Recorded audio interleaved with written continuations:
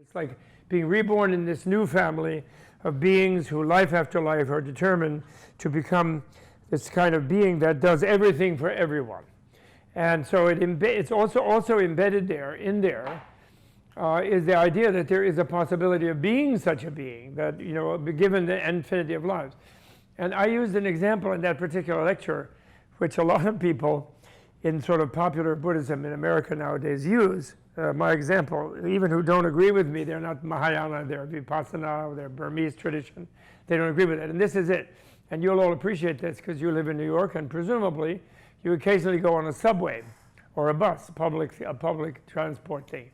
When you go on a bus, you're on your iPhone, right? Everybody is. You're like, you look at nobody else in the room, pretty much, in the car with you. If someone looks at you, you're kind of like, you want to go to another car, you know. You want to make sure they don't follow you when you get off. And you don't really look at anybody else because you don't want to weird them out. So you have minimal contact with the other people in the subway. So then the thought experiment is that you're on the subway and you're going down to see a movie somewhere or do something on the subway.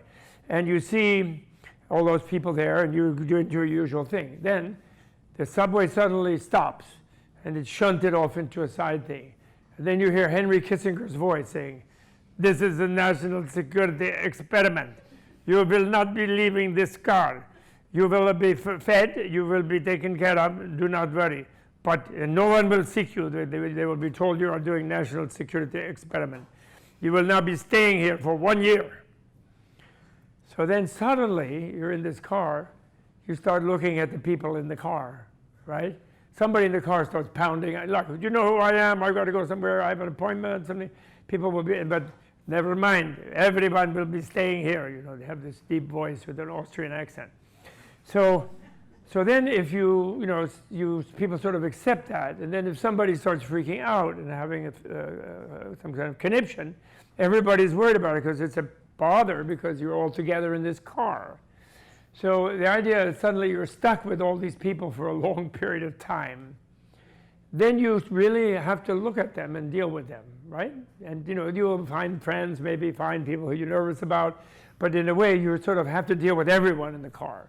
So the common sense view of what we've been calling in the class the multiple life perspective is a view like that, where, you know, it's common sense that you will not get rid of people.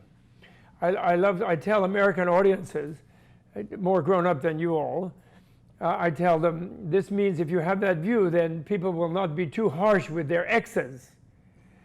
Because even though, you know, don't get too fierce a divorce lawyer, because you're going to fall in love with that ex in another life, again and again. And that time they'll have better lawyers.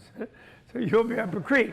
So don't be too fierce with them. You should see the looks I get from more grown-up audiences, people who have racked up an ex or two when I say that. And so it's a different view, in other words, of your relationship with people when in a certain way you feel you can't get away from them because you've been entwined with each other. Like, remember Buddha under the tree before he attained nirvana, the exhaustion of contaminants, remember it's called Sakvaseva, he remembered all his previous lives, or infinite amount, there's no all, but infinite previous lives. And then he became aware of infinite previous lives of other beings. So that means that it doesn't then emphasize the fact that if both you and all the other beings had infinite previous lives, you've been related to each other in infinite different ways, beginninglessly, because that means there's no beginning. It's not like it came from here or Big Bang or whatever it is. It's always been going on. You've been entwined with these beings forever. You look forward, you're going to continue being entwined with them.